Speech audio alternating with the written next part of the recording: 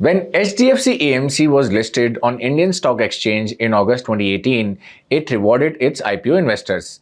As against the issue price of 1100, the stock listed at about 1700, a premium of 54%. Overall, from its issue price, the stock has delivered an unbelievable 364% returns as of 8th December 2025. Now, India's second largest AMC, ICICI Prudential, has launched an IPO raising 10,600 crores. It is the company behind some flagship mutual fund schemes like ICICI Prudential Value Fund and ICICI Prudential Balanced Advantage Fund. So, can this AMC thrill the stock market like HDFC AMC? Should you invest in the IPO? We'll try to find the answer in this video.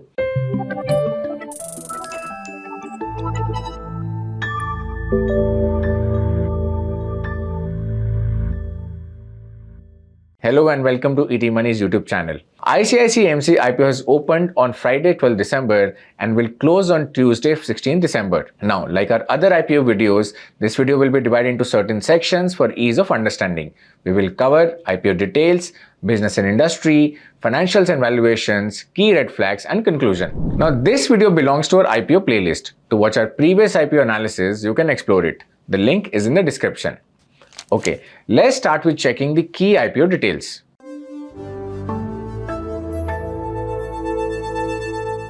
The key IPO details are on the screen. The total issue size is about 10,603 crores. Of these, the fresh issue is 0 and complete amount is an offer for sale. Now, in a fresh issue, the money raised goes to the company. In the offer for sale or OFS, the money raised goes to selling shareholders. Prudential Corporation Holding is the selling shareholder in this case. Now, the IPO is already open and will close on Tuesday, December 16th. The lot size is 6 shares and the IPO price band is 2,061 to 2,165. So, at the upper price band, a retail investor will have to spend around 13,000 for one lot of shares. Promoter and promoter group stake in the company will consequently fall from the current 100% to 90%. So, these were the key IPO details. Let's now take a look at the company's business.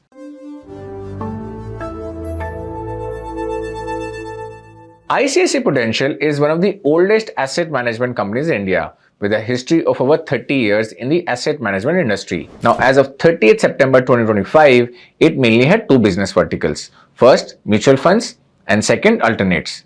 Now, 93.3% of the assets under management of the company are in its mutual fund schemes, while the remaining 6.7% is in its alternate products like PMS, AIF, and advisory services. Now, within mutual funds, the equity and equity-oriented schemes are the largest segment, accounting for 56% of the AUM, followed by debt schemes at 20%, index funds at 15%, and the remaining comprising liquid and arbitrage schemes.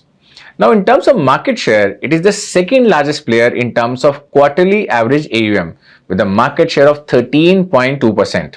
In fact, it is the largest player when it comes to equity and equity-oriented schemes. Now, generally, equity schemes have a higher fee structure compared to non-equity schemes, which gives ICICI an edge over its competitors. Now, as of September 2025, ICICI's customer base stands at 1.55 crore and has risen by 53% in the last 2.5 years. The company has a pan-India network of 272 offices in 23 states and 4 union territories. Its distribution model includes both physical and digital platforms, empowered by its on-ground sales team and robust mutual fund distributor and banking network. Now, the AMC also leverages ICICI Bank's distribution capabilities through a network of about 7,200 branches spread across India. So, this was about the business of ICICI AMC.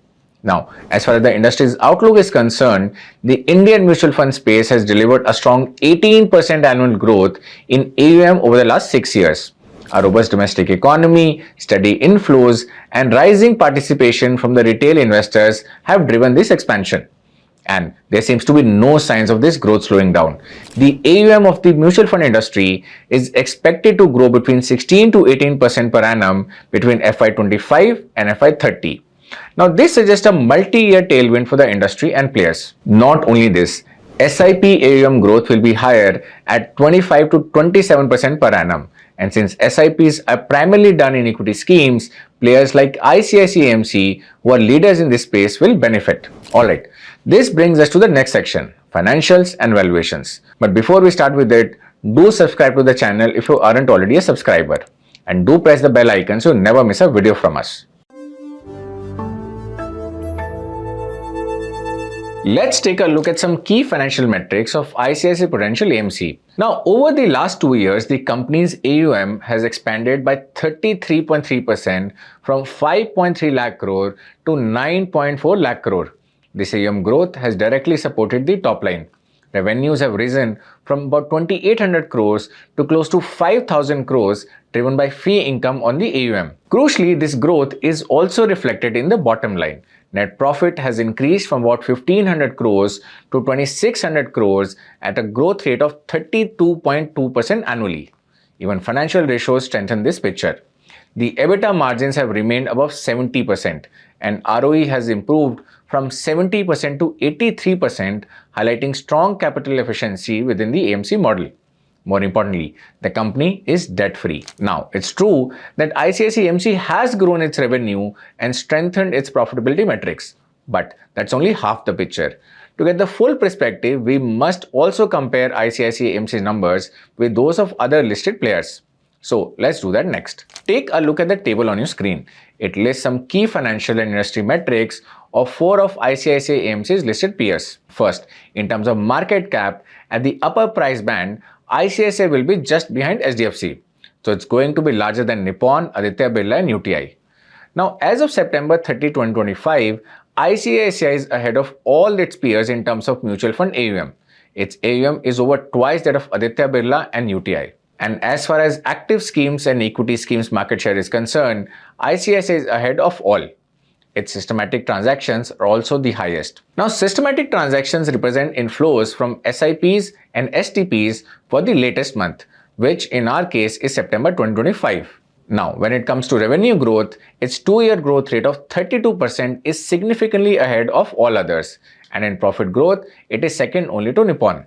Its 3-year average operating revenue yield, which tells how much revenue an AMC earns from every rupee it manages, is also the highest. Most importantly, ICICI's 3-year average ROE is extraordinary at 77.2%. Now, over the last 3 years, ICICI AMC has paid very high dividends.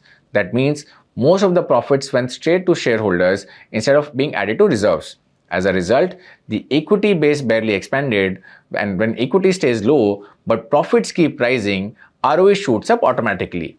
So overall, ICICI's financials and key metrics are excellent, demonstrating a strong competitive edge. Finally, let's check the valuations.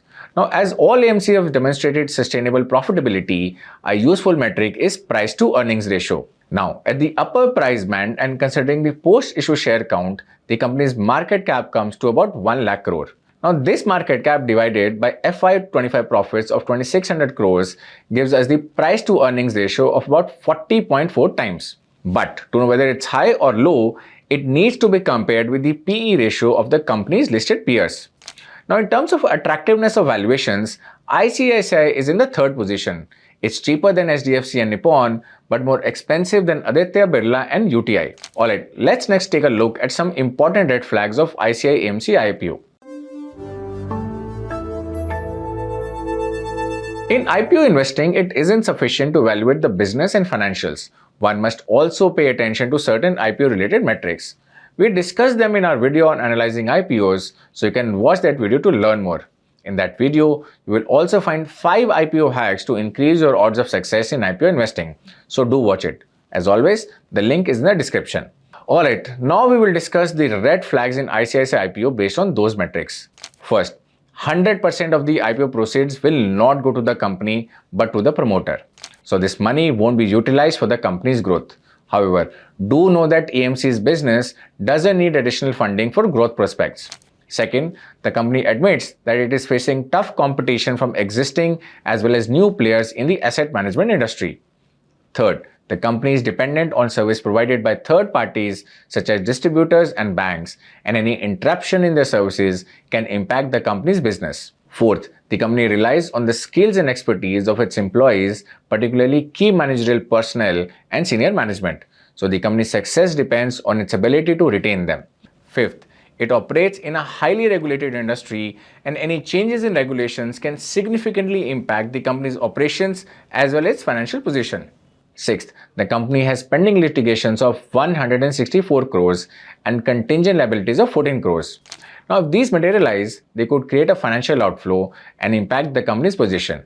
However, it is important to know that the exposure is relatively small when compared to the company's FY25 net profit of 2600 crores, and therefore unlikely to pose a significant material risk in the near term. Moving ahead, let's now summarize the findings of this video in the concluding section so you can decide whether or not you should invest in ICICI AMC's IPO.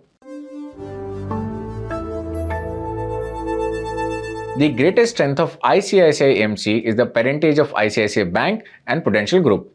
Both are among the most reputable business groups, and importantly, ICICI Bank's immense distribution gives the AMC business a strong edge over competitors. Moving further, the company is one of the market leaders in this industry, having pan-India distribution and a diversified product portfolio. Apart from that, the company's financials appear solid and its business model is scalable. The valuations are in line with other listed peers like HDFC Mutual Fund and Nippon India. Now, there is another important point you must know if you are evaluating this IPO. After the listing, the promoter shareholding will remain at 90%. Now, as per SEBI norms, every listed company must maintain at least 25% public ownership within 3 years from the date of listing. So, there is always a chance that promoters will sell more shares to meet the minimum public shareholding requirements. This can keep the stock price in check for the foreseeable future. Given that, what do you think about ICICI AMC's IPO? Will you invest in it? Do let us know in the comment section. And with this, we have come to end of this video. I hope you found this video useful, and if you did, please share it with your friends and family. I'll be back soon with another video. Till then, take care. Investment in securities market are subject to market risks. Read all the related documents carefully before investing.